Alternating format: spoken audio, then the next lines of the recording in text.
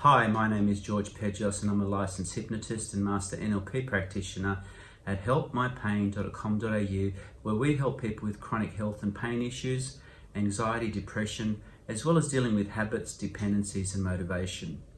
I keep getting asked a lot of questions about how exactly hypnosis can help in so many different situations. I've helped people dealing with pain, both short and long term, anxiety, to quit smoking, chronic health issues, including chronic fatigue and fibromyalgia, fear of public speaking, insomnia, depression, psoriasis, phobias, the list goes on. In fact, it goes on a long way. And when you look at it that way, it can be confusing.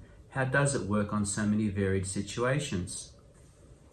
The truth though is that although the mind is incredibly powerful, really powerful, that can be a two-edged sword, because as much as we can create a wonderful life, a wonderful existence, we can also create an alternate reality through our thinking that can sabotage our efforts and at best lead us to a mediocre life, or at worst lead us to suffering and pain. This is a representation of how the mind works, and up until we had fancy equipment like functional MRI scanners and EEG machines, we were only guessing what these scanners were able to show, what patterns of connections, patterns of firing of brain cells or neurons when doing different tasks. These groups of neurons connect with and fire together for different reasons. Different areas will therefore light up when sitting for an exam, going for a walk, designing the next rocket to Mars, or getting ready to sleep. Different neurons will then disconnect and reconnect with other groups of neurons for different functions within a fraction of a second. But underlying all these is a system that is dedicated to safety and maintaining the status quo, and it connects with different parts of the brain that are involved in other functions as well, to get the best information possible and to make a decision, to make an action to keep you safe. And how this system works can and does make the most difference to how you lead your life. These systems operate subconsciously on autopilot, and the programs for these were formed when we were very young. When we were very young, we would listen and watch intently to our parents and caregivers, trying to make sense of the world with yet undeveloped brains, watching patterns in behaviours and the consequences of these, being told what to do and what not to do. And often we'd be told things like, you could have done better, which would lead to lifelong feelings of inadequacy and issues like perfectionism and people-pleasing. I have prepared a brief animation on how this system connects everything together when all is good. I have used the ubiquitous example of the caveman dealing with a saber-toothed tiger, but the same interaction can be used with any event, any thought or feeling. It was a quiet day in the jungle until something rustling in the long grass, it could be anything, potential food or threat, a caveman from another tribe or that saber-toothed tiger. The brain goes into overdrive because your very existence is at risk. Needing more information, most of this happening subconsciously. A system so sophisticated, so finely tuned for your survival, relying on sights, sounds, smells, and these signals transmitted using chemicals and electrical impulses across different parts of the body to that thalamus, a relay station, which then sends a signal for interpretation to a few select areas of the brain to work out what could this be, have we seen this before, and if so, what to do if the information stacks up.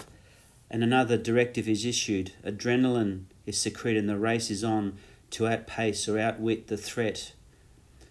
And when that's over, rest and take some important time out, have the body and mind at the right place, rested, reset for the next challenge, whatever that might be. Simple as this scenario is, each and every one of us runs the same hardware and should be dealing with challenges that happen day to day roughly the same way.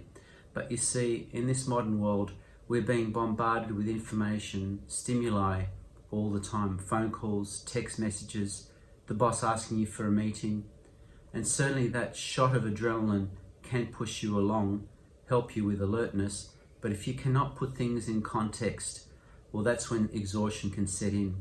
If you're running the wrong patterns, you can be stuck with the same...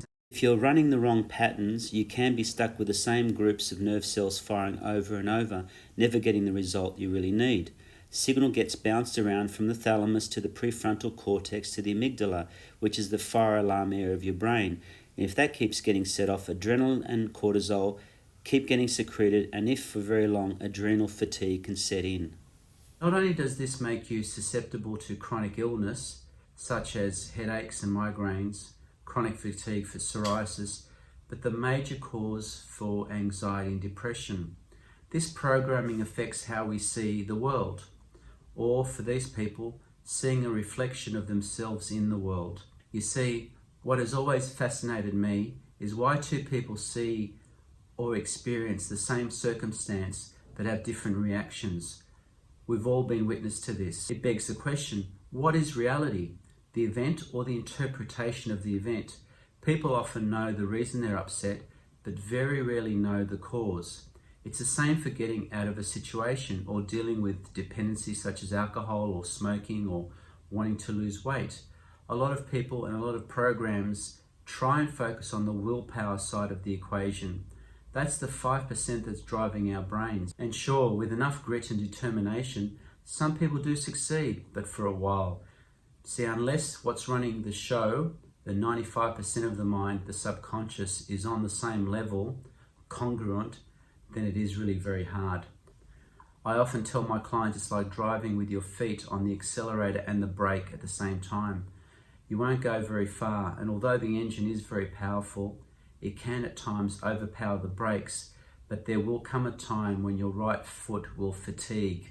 It will tire from all that constant effort, and sometimes that's seen as lapses or just giving up.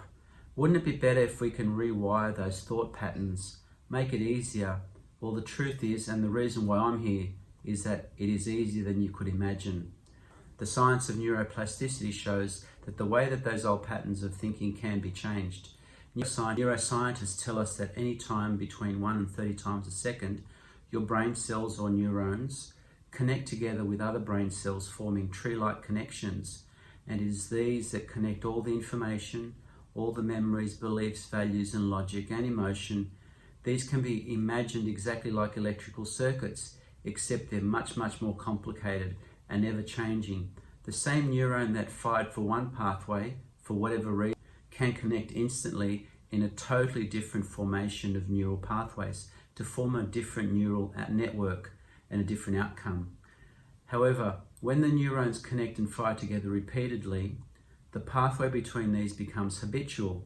They wire together, they connect, and the more they connect, the thicker the pathway, the thicker the wire becomes, until it becomes almost permanent. Another way to think about this is like creating a new road, but as a groove. Each time you use that road, you're carving it deeper and deeper, so that it becomes so deep that it becomes difficult to drive out of, and in fact, drives automatically without steering. You can imagine a neural pathway firing that includes extremely positive memories, positive beliefs and values, emotions and logical conclusions, using the correct neurolinguistic affirmation to cause this neural network to fire. With continued use of this positive neural network or belief system, the pathways become stronger and the positive belief system becomes a habit without any conscious effort on your part. It's like that image we have of a rolling snowball in those cartoons we used to see as kids. Once you get the snowball rolling, it gets bigger. It gathers its own momentum and becomes unstoppable. And in exactly the same way, those other behaviors and thoughts related to anxiety or related to depression or to a habit need to be changed for a new neural pathway, creating a new connection that can be stronger and stronger, leading to a new reality. I'm really amazed at what people can do when they are empowered. The incredible changes that people can make within such a short period of time. You'll find you'll be able to handle unexpected situations in a relaxed and easy manner, as if a huge weight had been lifted off your shoulders. Being able to effectively deal with that inner voice, tune down that flight or fight response, feel safe, all benefiting you on a physical, mental and emotional level, working out which decision is the right one for you, getting a full night's sleep and on the way to a healthier you right now. Hypnotherapy acts by logging into that precise area of the brain and deliver the right software. Think of it as an update. Help to rewire those old thought patterns. You know, the Russians used this first in the 1956 Olympic Games in Melbourne. They brought along 11 hypnotists along with all the athletes and clearly beat everyone else in the medal tally. In fact, 24 more medals than the US. They were well and truly topped the board. The difference though is that hypnotherapy has another dimension. It allows us to tap into the subconscious mind, and by getting you in the right state, the zone, you'll find that you do have control. You do have that inner wisdom that will allow you to create the changes that you need right now. Hypnotherapy is a great way to create change in your life, but you need to be committed and work towards the goal. Your life is the creation of your mind. Strategic hypnotherapy uses the understanding of neuroscience, along with an evolution of the art of hypnosis, to help people who have been stuck in a helpless cycle change their pattern of thinking and behavior for good. I'm really humbled when I see people make such incredible changes to their lives in such a positive way. As I say to them, they are the captain of their ship, I'm just their navigator. So if you or someone you know would like to break free from old patterns of thinking, whether that be for health or dealing with life, you can get in touch with me through my website, helpmypain.com.au, or through Facebook, Help My Pain. And as I say, hypnosis isn't magic, but there sure is something magical about it. Thank you.